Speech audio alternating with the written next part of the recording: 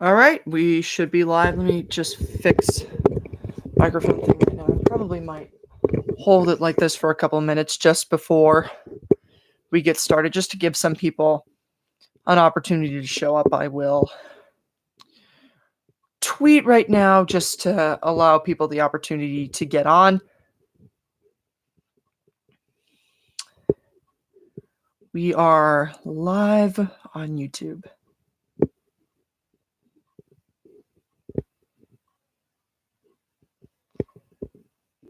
Bring questions. Definitely, if you have questions ready, please feel free to ask them.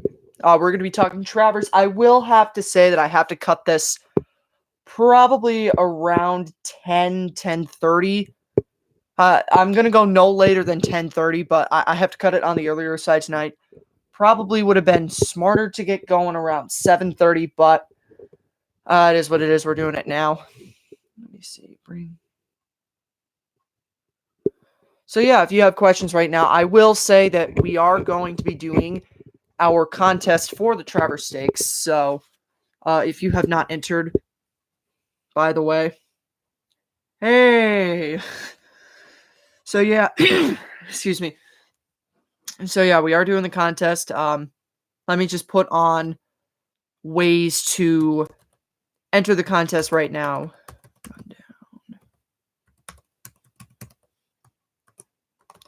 So yeah, you can enter the podcast, or not enter the contest there, racingrundownpodcast@gmail.com. And then you can also enter it on Instagram, Racing Rundown Podcast on Instagram. I'll leave a link to that. So if you have a not, or I should say, if you have not entered the contest, please feel free to do so. No reason not to. We are giving away a bracelet, so we are giving away one of these bracelets, not obviously this one, but something exactly similar to it. Also, for this episode, I am going to be bringing on a guest who is going to help me. We're going to pick all 13 winners for the races tonight. Not necessarily saying that me and my guest are going to agree on all 13 races, but we are going to be picking that. So if you have not made picks and you aren't really super versed in it, you can get your picks right here. And we are going to talk a little bit about, I guess I should talk a little bit about the Pat O'Brien before we get started. What's his name? I forgot the horse's name. Catalina Cruiser is running in that race. So Catalina Cruiser last time out won the San Diego Handicap. Interesting enough, not 100% the greatest performance by him, but interesting enough by him. I will also say we will be live some point tomorrow during the Travers Stakes. Not sure if I'm going to have anyone on. Probably not, just me. But we'll be talking race. We'll be talking the races and everything. I'm not sure how long we're going to go, but we are going to go for a little bit of that. Not sure what races. Got to figure that all out. Let me just put in the links for entering the contest. Also, if you have not followed on social media, please also go do so. The links will be available momentarily. Let me just get those ready. I don't think there's anything else housekeeping wise that needs to be discussed. Let me just think. No. I've been working the phone lines all day, so we have a lot of stuff going on out here. I'm personally exhausted, but I am gonna give you as much of live content as I can. Not going to be giving you no, not I'm only gonna probably be on here for an hour and a half, maybe at the most 2 hours. And if it gets really rolling in here, I do have to apologize for that, but we are only going to be live for the the hour and a half mark. That's probably the most we're gonna be able to go. Let me just put this in here and then I'll get my guest up.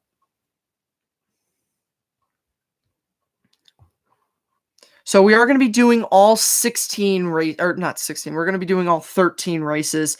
So race 1 through 13. Although you may have heard some of my picks already, we're still gonna do them all. So let me get my guest on right now.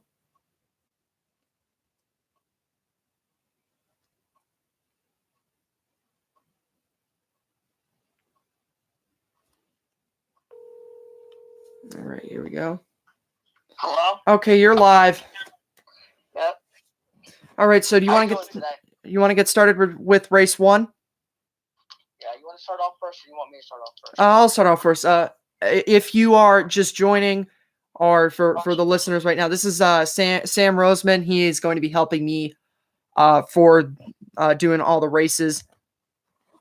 What's your Twitter handle? I'll put a link to that later, or if you want to after. At Ballston Spa. Okay, so you can get it. Follow him on Twitter for that. The first race for this weekend is a mile race on the turf course. The horse that I'm going to be taking in this is I'm going to get Keep Quiet, French horse with Ricardo Santana Jr., 9-2 on the morning line right now. Who are you going to take? I'm taking. I'm taking the favorites. You know they're 4-5, but it just seemed like it's hard to beat 2 Chad Brown horses. I'll just say that. But it's a very good field, very competitive race. Yeah, these were some hard races to handicap because there were a lot of races with a lot of horses that looked like they had talent. So when I was looking at these PPs, there was at least 6 horses in every race that I felt like had a good shot to win the race. Keep French. So I'm just gonna put that in there. Not Keep French. Keep Quiet. I saw the French thing that confused me. So Keep Quiet.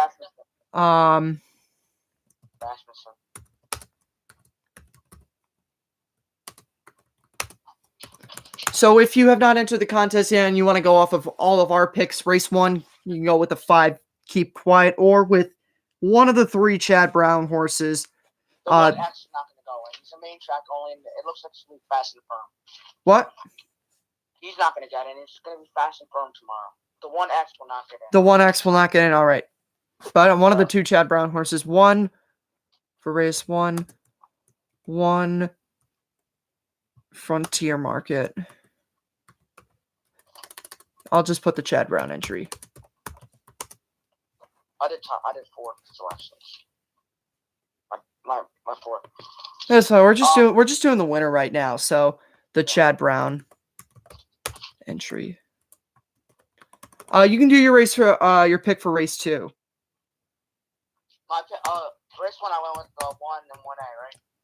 Yeah, race 1 you went with the 1 and 1A. That's what I have you down as. I went 1, 1A, 10, 5, 8. I wish not win. It's a hard fighting Homer, but it's the main track only. He's not going to get in. All right, what are we going for race 2? Race 2, 6 furlongs on the dirt in a maiden special weight 90,000 for 2-year-olds. I like the 4, D-Wayne Lucas. Luis Saez. Horse finished 3rd by a neck in his debut at 25-1, going 7 furlongs.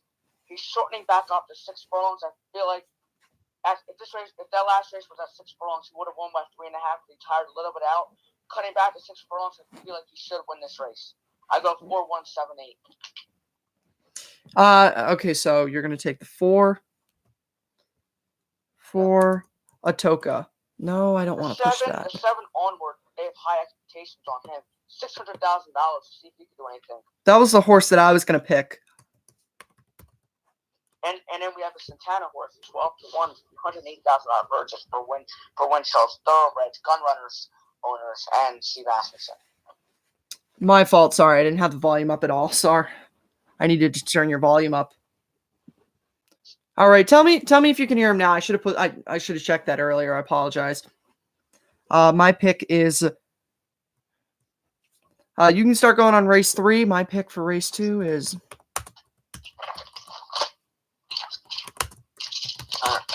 Race 3. I picked the 7, Ballerina.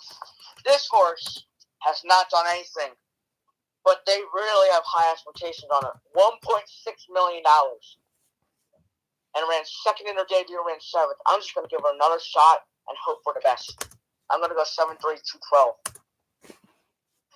One thing about this race, these are horses that have not done anything, or high-priced yearlings that have not done anything in the first couple starts that are in this race. So one of them hopefully will prevail and win the race. So your pick for race 3 is Ballin Rose. Ballin Rose is 7. Race number 4. This race was very hang on a second. Don't go ahead. I gotta make my pick, and I'm just typing down yours. Did I spell that right? Yeah, Ballin Rose to 7. For Chad Brown. So I'm gonna go the exact opposite route, and I'm going to be taking. I'm gonna take the 9 Dabinet with Irad Ortiz. Irad's been winning a lot of races this year. Yeah, they did. Ortiz and Irad, both the Ortiz brothers, did not win one race today. I saw that. That's kind of cool. That's not cool. It's kind of weird. God, I don't have my paper, so I'm gonna have to write this down. Hang on, I just gotta put this in. My pick for race 3 is the 9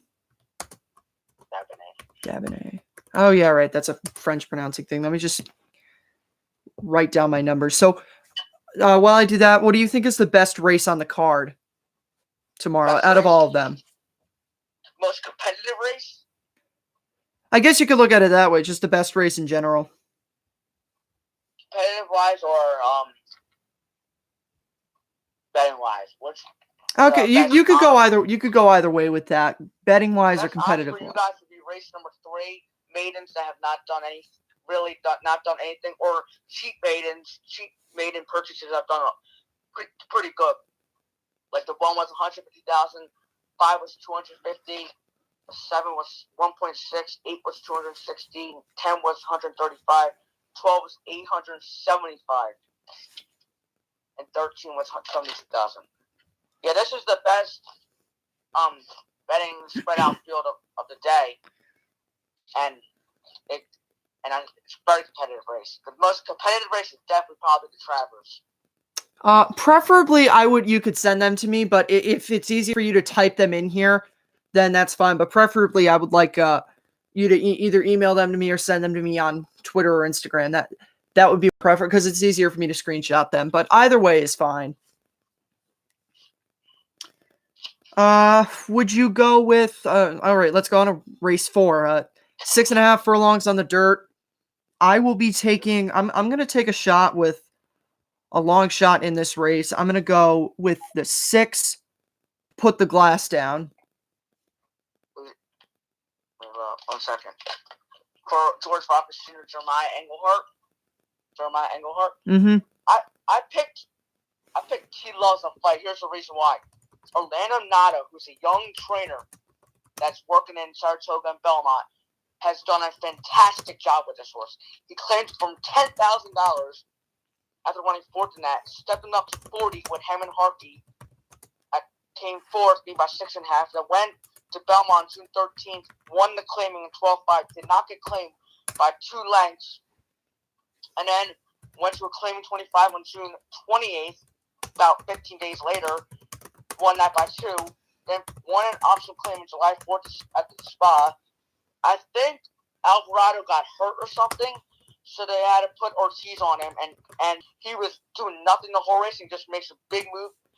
Final jump at 5-1, and then John Morrison, he lost by a length of 3/4. Taking a little step down at 4-1, I'll take a shot with him. What horse was that? I missed that. I'm typing something. Number 8, He Loves a Fight. All right, the 8 He Loves a Fight. I'll let me just finish typing this in, and then. That one's 8537.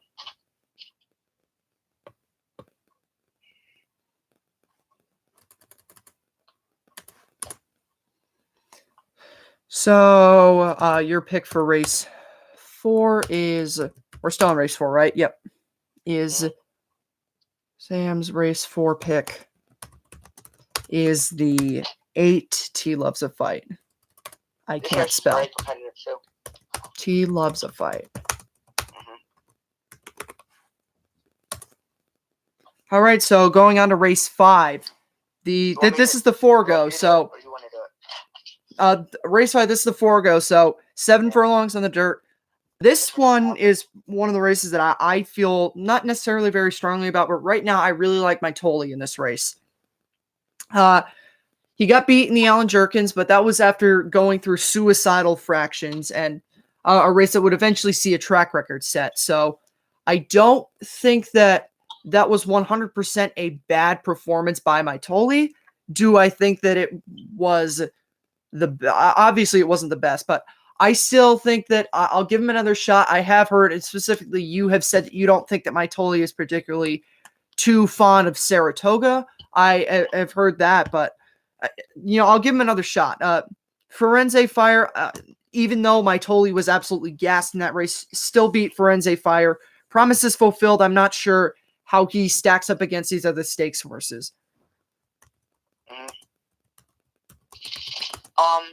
I went with Promises Fulfilled.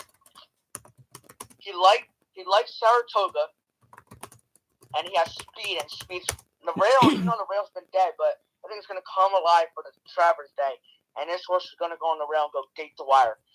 My Tully just didn't like that track. I don't care if he got beat off a track record.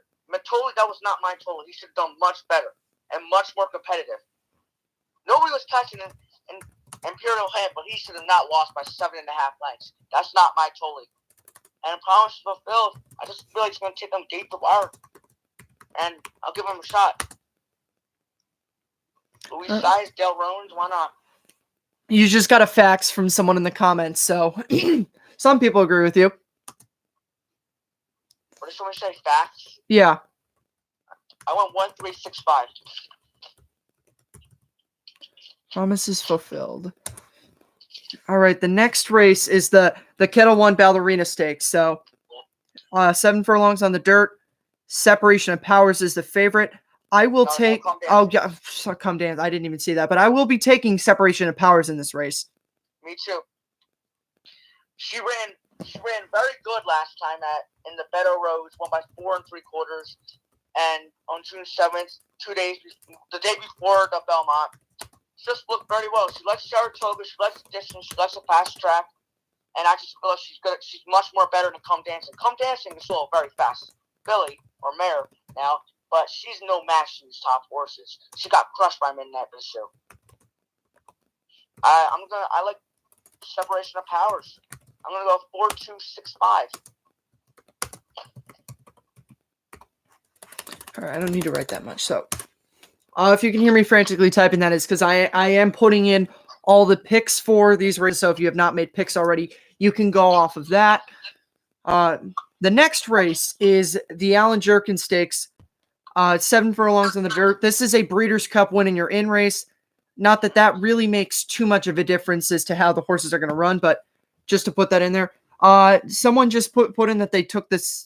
What number was Dawn Destroyer? The 7 Dawn Destroyer in that race. So we got two. What horse? The 7 Dawn the Destroyer. I misread that. This horse needs to take a big step up to beat Separation of Powers. But we want 15-1, or you take a shot with John Velasquez and Tim McLaughlin. Why not? She likes Saratoga, so that's a good sign. All right, the next race, like I said already, the Allen Jerkins. The one horse Chancelot is a big favorite right now. He's 1-2 right now. If you get 1-2 tomorrow, that's a gift. This horse is going to be a huge favorite. Yeah, like he said, if you get 1-2 tomorrow, and not often do you say if you get 1-2 on a horse, that's a gift. If you get 1-2 on Chancelot, take that. Go to the bet window and bet that. You just don't question. Just go bet that, because Chancelot, for rightfully so, is a huge favorite in this race. Great performance in the Amsterdam Stakes. I personally was not ready to hand Chancelot the Eclipse Award off of that win, because it was a race in a grade 2, a win in a grade 2 race against horses that were not really that good. It was still pretty decent. It was a pretty decent field, but it wasn't it wasn't like he was running against a bunch of Forgos out there. So I'm not saying that Chancelot is not going to win this race. I will take him to roll in this race big time. Some other horses in the race, you got Hog Creek Hustle won the Reaver Ridge Stakes at Belmont Park last time out. You also have Row Ayton, who is actually the second choice right now in my How could he hustle won the Woody Stevens, right? Yeah, did I say the Riva Ridge? The Riva Ridge and the Woody Stevens are the same race. Chancelot, I've heard a lot of people comparing him to Seeing Secretary. Yeah, see, I don't throw the name Secretariat around, so I'm not saying that Chancelot isn't going to be a very good sprinter, and rightfully so. He deserves that kind of. He deserves the kind of billing that he has, but I don't throw the name Secretariat around to describe any old stakes winner. Especially a sprinter. Hey, how's it going? And also, the one thing that I will say is a sprinter has not won Horse of the Year since 1970. So that's another thing to keep in mind. Ack. Oh. All right, I picked Chancellor on this field. I think he's going to win by 10 lengths. He's just much better. He has won all 3 starts. He even beat Bodie Express, the best maiden in the world. He beat third place finisher Fort Worth, ended up coming back to win a maiden in Aqueduct. Hasn't raced since, but he's beat some good horses. But this is gonna be no match for him. He should win this race. How could he hustle? Is the only horse that could see pulling up the upset. I would agree with you on that. Mind Control. I used to be really high on Mind Control. He had a terrible trip last time. He was in between horses for like a 4 on the run. Finally got room to run with like a 50 yards to go and flew. He lost by neck. He lost to Lexingtonia. But I'm going 1-5-4-9. So once again, Sam and I, and just for a couple of people are asking, I'm on the phone with a guest handicapper right now. Sam Roseman, you can get him on Twitter at RosemanSam. He's helping me handicap these races. The next race that we got is the Ballston Spa Stakes. A race that was originally supposed to see Rushing Fall run in it, but she's not in this race. Mile and a 16th on the turf. Who's your pick? Yeah. I take Secret Message. Ortiz gets them out and motion. This field's just iffy. Like 55 should have now lost at Parks last time and got beat by 26 to 1 long shot with Frankie Pennington. Should not have got beat by that horse. That kind of concerns me. But the 3, I just make a suggestion. She's faced Rushing Fall, Sister Charlie, Homer Week. She just faced some good horses. Finally getting a classy lead. I just feel like she's gonna be the best horse. I'm gonna go 3-8-2-9. Okay, so his pick for race 8 is you're taking. Okay, you are taking 55. I was thinking of taking her too, but I'm going to take. That's a Secret Message. Yeah, the 3. Someone said that they took. Someone in the comments said that that's the horse they're taking. I am going to take the 4 Significant Form at 6-1 with Johnny Velasquez in racing. Very $575,000 purse is very expensive, but horse not that bad. She just needs. I don't like that performance last time. She would not have lost but to the $200,000 race to take a big step up. All right. The 4 Significant Form.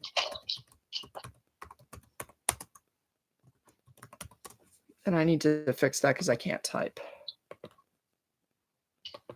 How do you spell the word significant? Someone said to watch out for the 9 in that race. Mashia. Yeah, she won an allowance by a length. Needs to take up. She looks like she has the ability, but I need her to prove it. She's only won an allowance. Her first start in the U.S. I don't know how good she is. If she wins this race, then we know she needs to prove it. That's just my thing with her. She needs to prove it. Significant Form is SGN. We'll get to that in a second. Someone just asked what we're gonna do, and then we'll get to that. We got 2 more races before we get to race 11. Race 9 is what I think is the best 2 horses, or I think that race 9. You thought the Travers would be the most competitive. I think the Personal Ensign Stakes is going to be the best race on this card tomorrow. You got the 3rd matchup of Elate and Midnight Bisou. Midnight Bisou, undefeated this year, has won 5 stakes races. Elate lost to Midnight Bisou twice. Has come back, won 2 races, the Florida Liz and the not the Stephen Foster, the Delaware Handicap. Midnight Bisou, after leaving the company of Elate won the Ogden Phipps and the Molly Pitcher. Either way, both of them are great horses, but I will be taking the one Midnight Bisou. I just don't think that Elate has improved. I think Elate is the same horse that she was last year and the same horse that she was earlier in the year. There's no indication that she has improved to the level to beat Midnight Bisou. Same exact thing what you said. Elate had a fair shot to beat Midnight Bisou, and she just can't do it. She couldn't do it.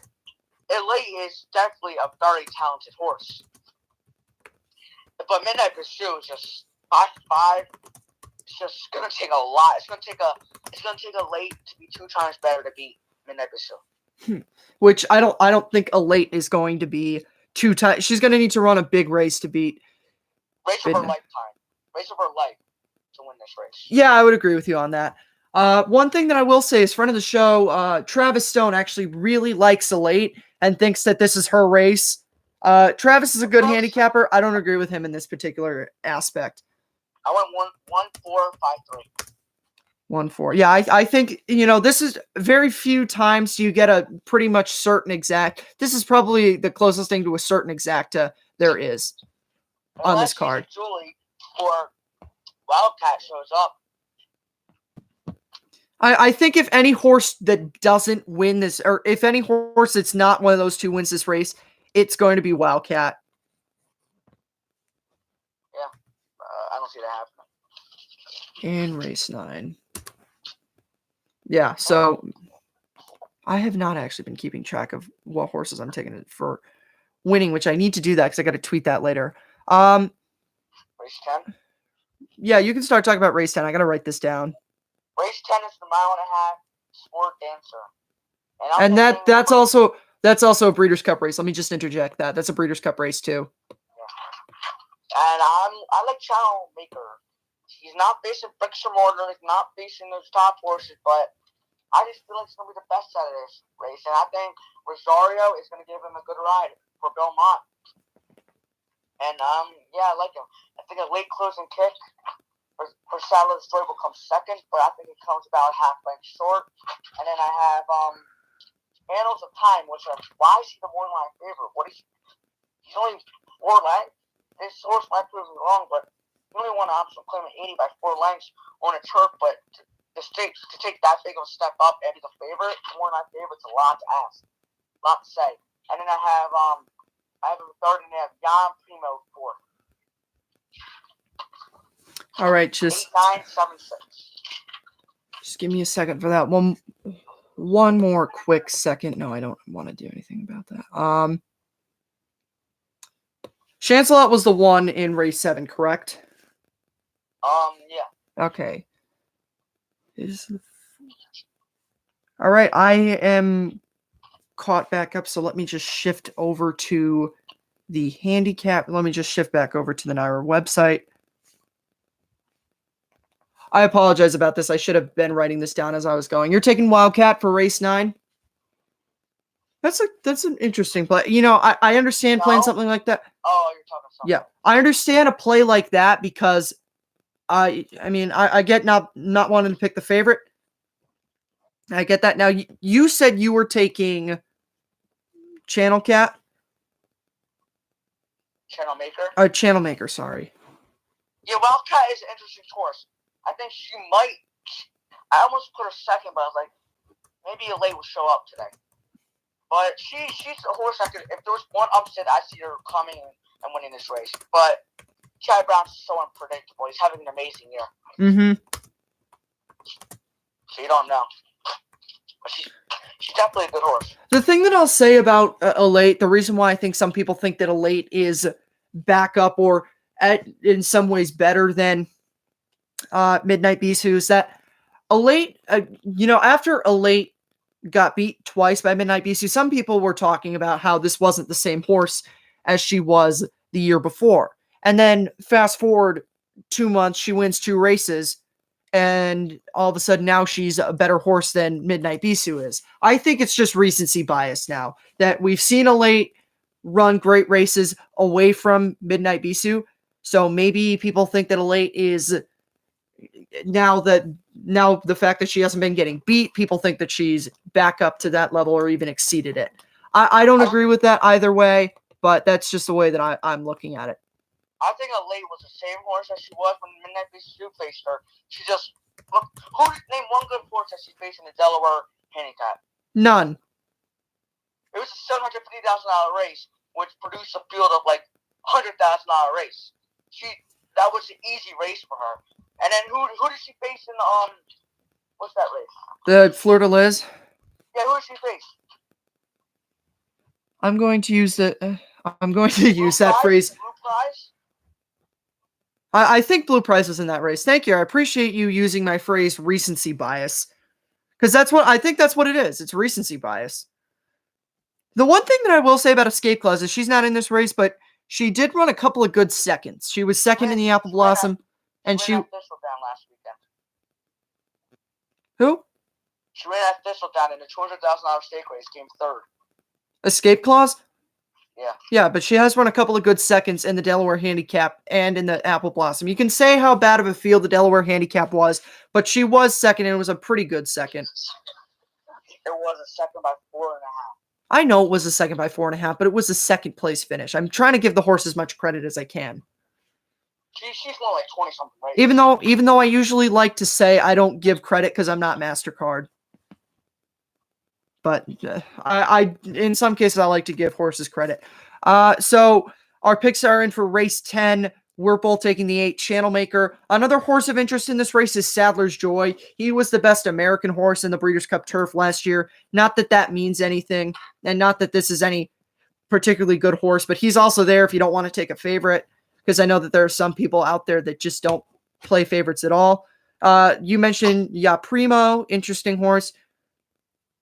And then also Channel Cat. So those are the horses that I would go with, and everyone else I'm just not really into. The Travers Stakes, race 11.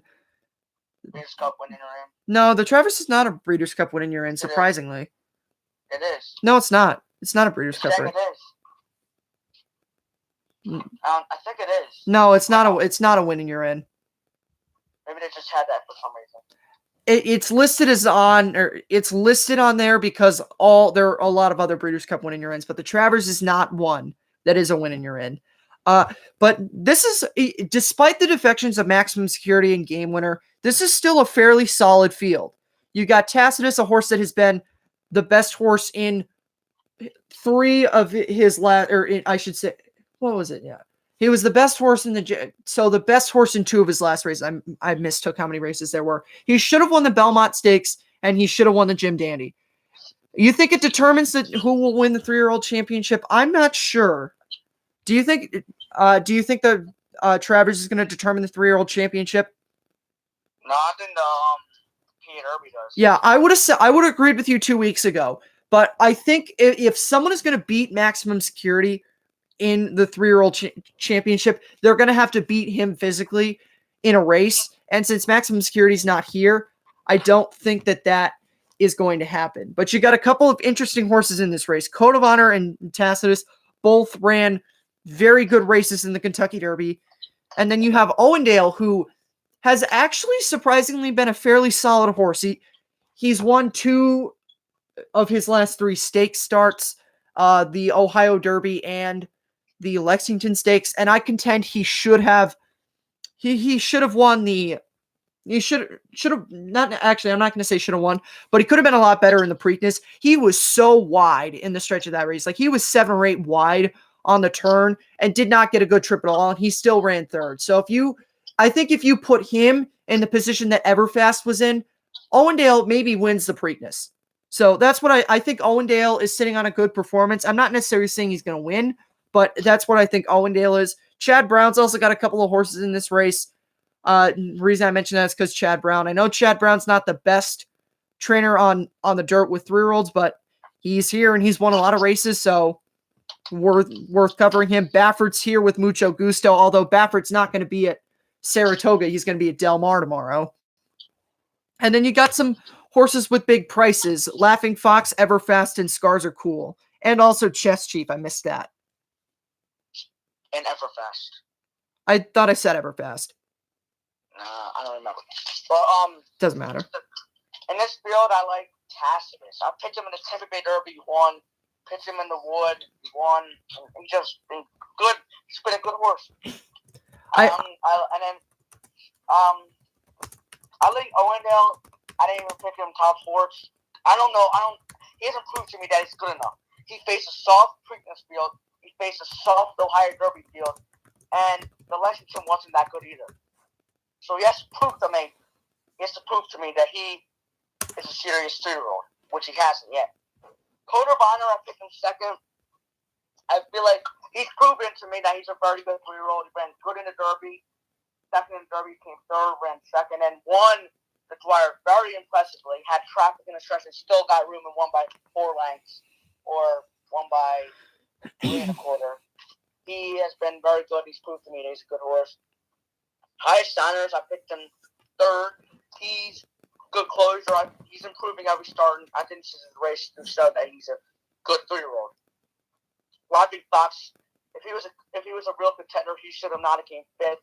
He should have not came fourth in the Jim Dandy, and he should have came much better in the Preakness. Or he still came fifth, but I just don't think he's that good. No, he's not that good of a horse. That's a good superfecta right. That's a good superfecta right there. Tacitus, Tax, Code of Honor, and Mucho Gusto. And I want to get back to your point you made. Yes, you could you could probably make a case for even more than 5 of these horses to win. I could probably make a reasonable case for Owendale, Code of Honor, Tacitus, Mucho Gusto, the 2 Chad Brown horses, and Tax. All those horses you could make a legitimate case for. Everfast, number 5 is Everfast. Martin Sony was a leading jockey at Peru, came up. The only reason he has this mount is Dale Rome is his son, is his agent. He came fourth in the Haskell's. He's just not that good of a horse. He just got the opening of a rail in the Preakness.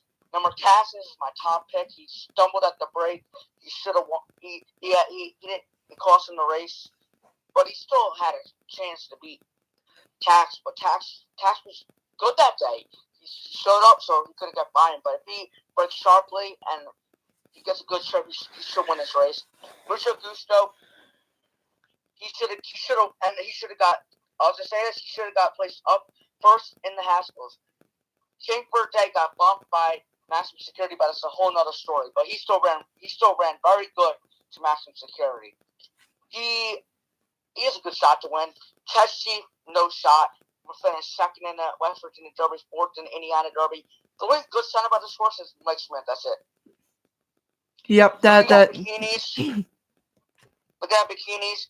He was the even money favorite in the Pearland, and he got stuck on the rail, which was dead that day.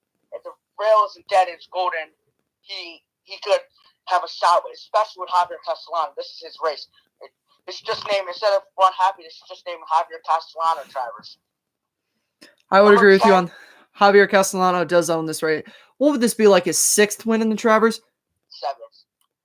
I would agree with you on that. Mucho Gusto does seem like kind of a last-minute choice because as soon as Game Winner dropped, like no one heard anything about Mucho Gusto. That wasn't even on the radar. As soon as Game Winner drops out, bam, Mucho Gusto to the Travers. I think Baffert is just trying to get a horse there. Although Mucho Gusto, I think probably is the second best horse in the Baffert barn. I've never really been a fan of him. I think Improbable is. I've never really been a fan of Improbable. Still don't know how he was the favorite for the Kentucky Derby and or how he was the favorite in 2 Triple Crown races, I should say. Rodney Smith, that's it. I would agree with you on that, actually. But, you know, Improbable is running in the Shared Belief Stakes this weekend. So if that is consideration for you, then you can play that up. I think if he wins, he goes to the PA Derby. Improbable? Maybe. All right, number 10 is Scarezacola. He won impressively in the start at Saratoga on a mile and 1/8 by 4 lengths, but maybe there's always a long shot that comes in the Travers. Maybe it could be him, but he's not the worst horse. He's still not that bad. He's competitive. Number 11 at Dorse finished second at Curlin. He ran very well, but he has to show a little more that he can win this Travers. Number 12 is Tax. Tax has to get a lot of things to go right with him.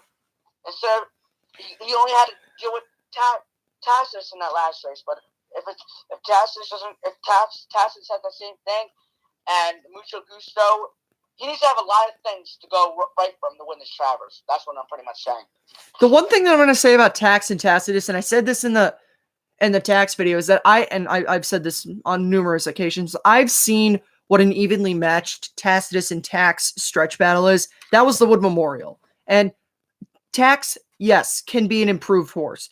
Not saying that he didn't improve or has not improved, but if Tax improved, then Tacitus is also improved. And there's nothing to tell me, that Tacitus is significantly worse than Tax is, and Tax is significantly better than Tacitus is. If, at the very least, they are the same evenly matched horse, and at the most, Tacitus is the better horse. That's what I will say. I think that if it comes down to an evenly matched stretch battle between them, and what I mean when I say that is not Tacitus having to come back after basically falling to his face at the start and having to go through on the rail. If Tacitus is in the same position as Tax is at the top of the stretch, Tacitus will win the Travers Stakes. Or at least, I'm not going to say that, will at least beat Tax in the Travers Stakes. Yeah. Tax he's going to run until he's like 6 or 7 because he's a gelding. But he was a maiden claiming 30 purchase. He's done very good for his owners.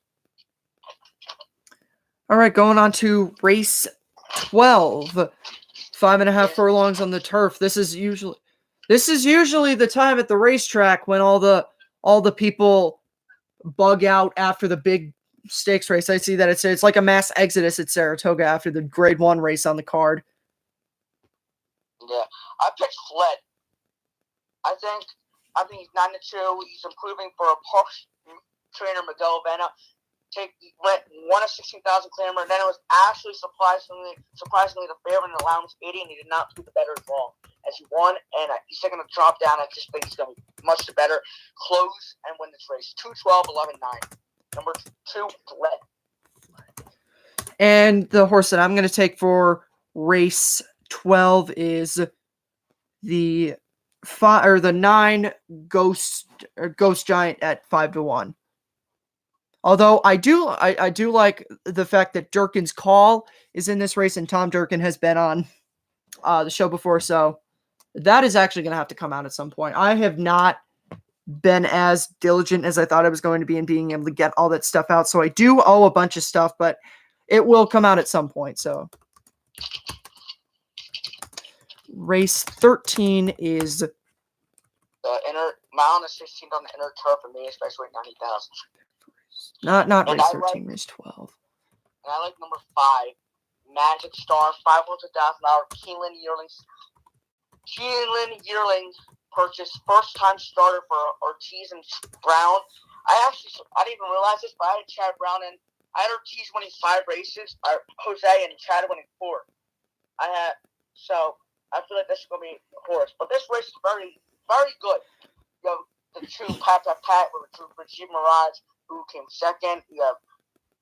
This just reminds me of like those maiden claimings after a big stakes day. But it's a maiden special, not a maiden claiming. So what was your horse again? Magic Star. That's what this race reminds me of. I like number 5, Magic Star.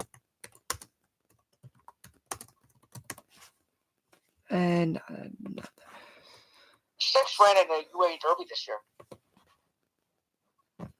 Oh, Rosina. Oh, that's interesting. I'm going to take a shot with the 9 Fire Alarm Robin. He's 8-1 on the morning line. Just for ha-has, to take a horse with a little bit of a price. So he's improving. So that's a good sign. Yeah, I went 5-2-7-9. For race 13 is the 9. Fire Alarm Robin. So, and with that is it for going through all 13 races on the Travers card. Again, you can enter the contest to win one of these bracelets right here. All you have to do is send me a list of winners for these races. You don't have to get all the races right. Just the person who gets the most races correct will win the bracelet and will win a shout out. So you can, to enter, just send me an email at my email, Racing Rundown Podcast, on Twitter at Rundown Racing, or on Instagram at Racing Rundown Podcast. Any of those three places work. The tiebreaker for this is you have to give me a final time for the Travers Stakes up to the decimal point, just so that there isn't the same final time. Unless if you want to give me like 2:02 flat, then specify that. Just to put it out there, what's your final time for the Travers? Mine? Yeah. I'm gonna go with what's the track record? Let's say. Arrogate said it. It's like 159 point. I'm gonna say 203. 203. Do you have decimal points? Point 45. And I'll take 202.78. I feel like this race is gonna be very slow. A lot of closers. Yeah, I agree with that. Not a lot of speed. Tax is the only thing close to a speed horse in this race, and that's also going to be something that's not going to benefit Everfast at all. Is he needs a pace to run into? He didn't get that in the Haskell. He got that in the Preakness. That's the other thing he got. He got a good rail trip, and he got a fast pace in the Preakness. Make that 202. I'm gonna go 202. 202.4 or 202.45. Yeah, I feel like one horse. I feel like the rail is always good on Travers Day, and I feel like some horses are gonna show speed. And like Code of Honor, actually Code of Honor's not a speed horse. No, Code of Honor is not at all a speed horse. Maybe like Owen Dale or Mucho Gusto. We're looking at the keys. We'll go to the caps. Maybe something like that. I don't know. Yeah. But we'll see. A lot can happen in the Travers Stakes. 12-horse field. Again, we're not going to get Game Winner, and we're not going to get Maximum Security, and we're not going to get War Will either. So we're going to get a decent, solid 3-year-old field. Mm-hmm. And I don't really think that War. I'm going to say even if War Will was in this race, I wouldn't think he was anything super spectacular. Again, this a horse that won against a very weak field in the Preakness. It reminds me of Cloud Computing. Yeah, but Cloud Computing was never really considered a leader in a 3-year-old division. And for a point war or like a really top-end horse in a 3-year-old division. Yeah. While you're on here, do you have a pick for the Pat O'Brien Stakes at Del Mar, of winning you're in for the Breeders' Cup Dirt Mile? Catalina Cruiser. Yeah, Catalina Cruiser. Not very hard to see that. Pratt's riding him, right? Yes, Pratt is riding him. So the same combination that took Higher Power to the winner circle last week in the Pacific Classic is back. John Sadler, Flavian Pratt. Because Rosario's in town for the Travers. And we don't know what's up with Espinosa, but Espinosa's on a horse for Dale Romans in this race. But Catalina Cruiser wasn't his best. Wasn't 7 Trumpets or something? What? Yeah, 7 Trumpets. Catalina Cruiser wasn't at his best in the San Diego Handicap, but he was good enough. Or he was good enough to win the race. So he was laboring at the end, though. He still should win this race. No, I think he's going to win this race. I just am pointing out the fact that he was laboring toward the end of that race. But I think complete mismatch with this. Flavian Pratt, John Sadler, Horonis. They've been winning everything at Del Mar for basically the past 2 years. So that's what I have to say on that. I don't think there's any other major stakes this weekend. Next weekend is the final weekend at Saratoga. So it's Woodward, Hopeful, Spinaway, a couple of races for 2-year-olds. That I have not been covering 2-year-olds that much. This coming weekend is when I will start paying attention to 2-year-olds a little bit more than I have. Do you think at this point there's any particular 2-year-olds to watch per se? The Bob Baffert unraced horse, Ezine. Cezine. And I also think Green Light Go is pretty good too. Pretty good horse too. I just think it's I think it's funny that Horse Racing Nation already has a list of already has their top 25 Kentucky Derby horses, and we're not even out of August in 2019. So Kentucky Derby very far off in the future. Do you think Dennis's moment's the real deal? Listen, I don't make predictions about 2-year-olds. I do not. I don't really talk 2-year-olds. I need to wait till at least the Breeders' Cup. Yeah, I don't talk 2-year-olds that much. But or at least till October. Saratoga's spreading out 3 grade 1s over 3 days to try to get their one stakes race on each card. The Saturday the 31st, they're going to have the Woodward. Sunday the 1st, they're going to have the Spinaway, and Monday the 2nd, they're going to have the Hopeful Stakes. So the final race of the 2019 Saratoga meet is going to be the Hopeful, or the final stakes race, I should say, is going to be the Hopeful Stakes. I just want to take a look at the Woodward right now. You've seen some really good ones in Kentucky, but they haven't seen. Yeah, it's not that I don't like 2-year-old races. It's just that I don't make predictions about 2-year-olds.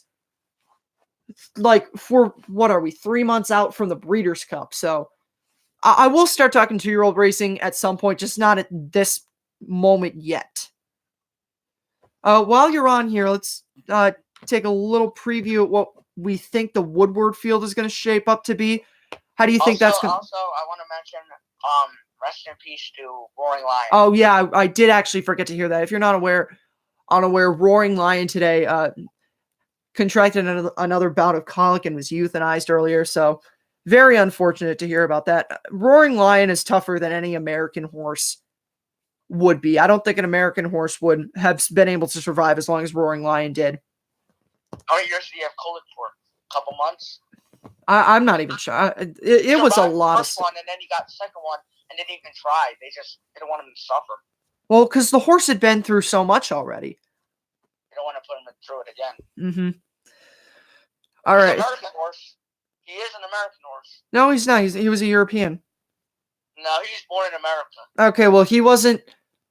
He was a European horse, though. He ran in Europe, and didn't have the. But regardless, unfortunate that happened to him.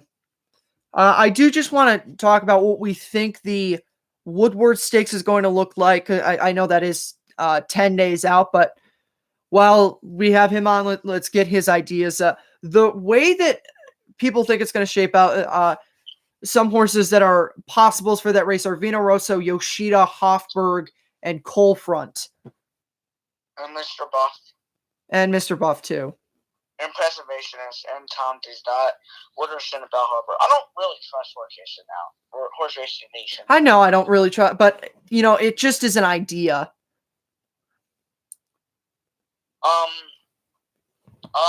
I probably like, wait, where's Catholic Boy? Is he skipping this? I don't know. I think so. Yeah, I actually do think I did see something about Catholic Boy not running in this race. Then where's he gonna go? I don't know. Well, anyway, it's too early to tell. This race, I don't know. I really don't know. Maybe Preservationist. I think McKenzie should go to this. Don't you think? That's what I was thinking, but I'm not sure. Baffert may keep him in California. I'm not sure. Did he go back to California after winning the Whitney?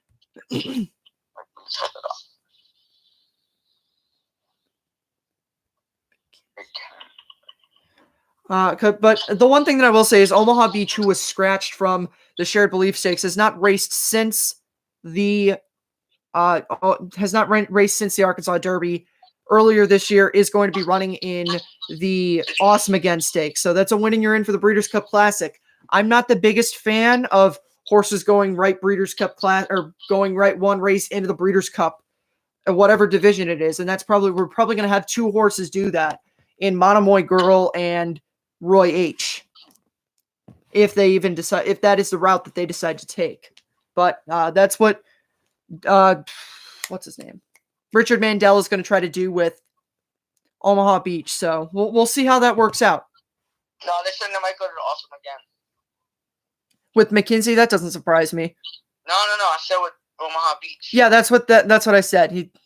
Omaha Beach, or I should say, Awesome Again to the Breeders' Cup Classic. Yeah, you know what? I think they take the Awesome Again route with Mackenzie too. I wouldn't be surprised if they did that. That's probably the best way to go. Yeah. Although it would have been if he had waited a couple extra weeks, it would have been a walkover in the Pacific Classic. That was a terrible field. You think he would have won the Pacific Classic? I think he would have ran away with the Pacific Classic. Yeah, but they wanted to go to the Whitney, which is the same amount of purse money. Yeah. And it was a couple weeks earlier, so it was better for the schedule for him to go in the Whitney. But if he had gone in the Whitney, I think it would have been an absolute walkover. Or I should say, if he had gone in the Pacific Classic, it would have been a walkover. What do you think he would have been? 3 to 5? Something like that. Yeah, he's a good horse. He is a good horse. He's done after this year, I'm sure. No, he's not done after this year. You don't think? You think Mackenzie runs another year? Oh, Mackenzie. I thought we were on Omaha Beach. Mackenzie's probably done after this year. Maybe if he wins the Breeders' Cup class, he probably goes in the Pegasus World Cup, and then maybe after that is done. It's just renaming the race the Retired the Cup. the Swan Song World Cup. Every horse that runs in that's retired after. Besides Arrogate. Yeah, but Arrogate was never going to run in the Pegasus World Cup again. That would be interesting if... What horses do you think are done after this year? Thunder Snow. Thunder Snow, yeah. Gunnavera. Where? Nah, they'll run him next year. Yeah, they'll run him next year. Gunnavera is he a 5 or a 6-year-old? He's a 5-year-old. He's 5. He hasn't run since the Dubai World Cup. Do you think he runs in another race prior to the Breeders' Cup Classic? He's healthy. Yes, be healthy. All right. Vino Rosso runs a 5-year-old. Vino Rosso probably. Catholic Boy, I think, is done. Yeah, Catholic Boy's probably done. Seeking the Soul. Seeking the Soul, I don't know. Maybe. 6. Oh yeah, actually he's 6. Yeah, he's probably done. Yeah. Yeah, probably done. Everyone's holy. I don't know. But that being said, I think that's about it for tonight. I'm going to call it now. And then tomorrow we'll be back live tomorrow. So we'll see you then. Good luck with your picks. And if you have not entered the contest, please do so. Have a good night. Thanks for doing this with me.